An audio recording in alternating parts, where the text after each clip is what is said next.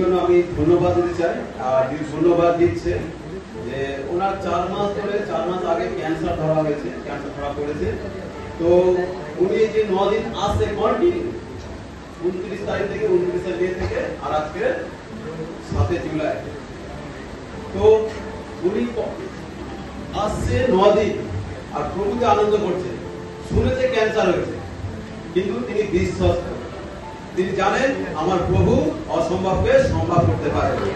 তাই উনি ধন্যবাদ দিচ্ছে। 9 দিন কন্টিনিউ আসছে, আজকে তিনি বুঝতে পারলেন যে প্রভু তাকে সুস্থ করে দিয়েছে। উনি পুরোপুরি সুস্থ, উনি মেডিসিন খায় না, কোনো ওষুধ খায় না, প্রভুকে বিশ্বাস করে। আর ওনার বিশ্বাস প্রভু ওনাকে সুস্থ করেছে। তাই উনি আজকে ধন্যবাদ দিচ্ছেন। সমস্যা হচ্ছিল, অনেক বছর ধরে একটা জমি আটকে ছিল, সেই জমিটা উনি পাচ্ছিলেন না।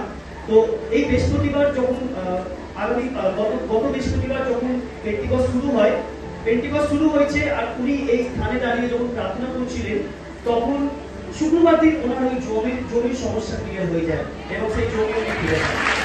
এটা খুব সুন্দর একটা বিষয় যে আমাদের যদি শরীরচর্চা লিড করে, তখন শুধুমাত্র আমাদের অসুস্থতা থেকে সুস্থ করে না, আমাদের বড় বড় সমস্যা থেকেও আমাদের মুক্ত করে।